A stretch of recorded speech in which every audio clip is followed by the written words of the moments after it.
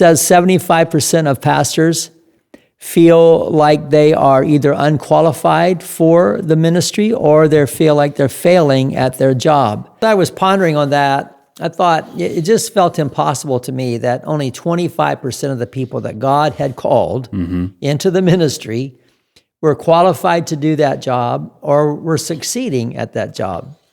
And then one day I just had the thought, okay, at what job do they think they are failing?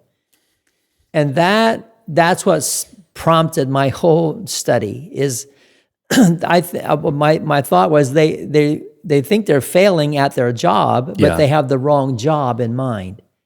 That the job is they think they're doing is not really being a shepherd, and that's what their job is. I was a pastor for, including my years as youth pastor and associate pastor, and then senior pastor. I was a pastor for over 40 years, and I had pastor friends that crashed and burned and were out of the ministry. Some because of moral failure, some because they just got discouraged, and nearly every pastor that I know had just kind of this nagging sense of failure.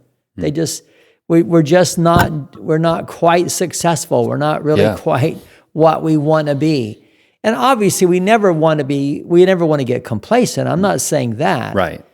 But there's something wrong when almost everyone has this feeling of, I don't want to call it failure, but just not quite measuring up, I guess is how I would put it. I think that's a measuring up. Yeah.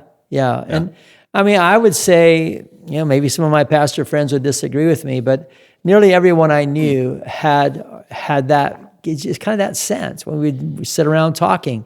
You just had that feeling that everyone is struggling with not feeling like they're measuring up, not quite doing what they should be doing, not quite accomplishing or a true success. And that to me is a problem.